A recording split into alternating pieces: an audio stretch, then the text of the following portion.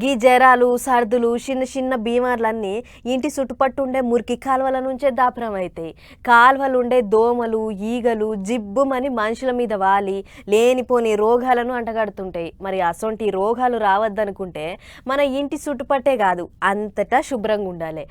అందుకే శ్రీకాకుళం జిల్లాల స్వచ్ఛత అని ఓ సాఫ్ సఫాయి కార్యం పెట్టుకుర్రు. మరి గా ముచ్చటేందో ఒక్కసారి చూసేద్దాం. పార్ వేసుకున్న బట్టలు ఎంత తెల్లగున్నాయో మన పరిసరాలు కూడా అంతే శుభ్రంగా ఉండాలని శ్రీకాకుళం పట్నంలో సాఫ్ సఫాయి కార్యం పెట్టిండు ఎమ్మెల్యే గొండు శంకర్ సారు. పట్నంలున్న నాగావళి నదిలా కలెక్టర్ ఇంకా తతిమ అధికారులతో పోయి పలుగు పారలు పట్టుకొని నడుము వంచిర్రు. అంతకంటే మోదాలు రంగు నీళ్ళ చేతులు ముంచి గోడలకు కొట్టిర్రు. తెల్లగా సున్నమేసిన గోడల మీద గిట్ల రంగురంగుల పూల డిజైన్ లెక్క హస్తాలేసిర్రు.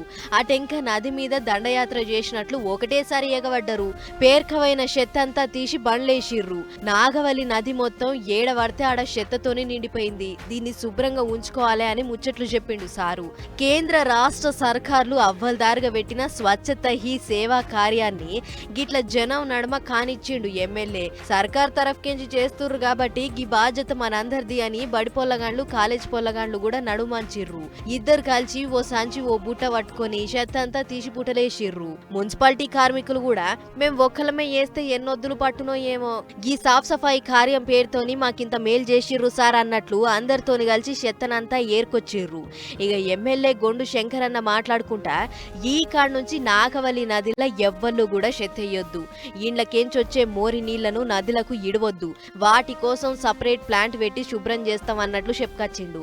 గిట్ల స్వచ్ఛ శ్రీకాకుళం కార్యాన్ని కలెక్టర్ స్వప్నిల్ దినకర్ సార్ తోని పోయి నదిని అద్దం లెక్క చేసిండట ఎమ్మెల్యే శంకర్ అన్న.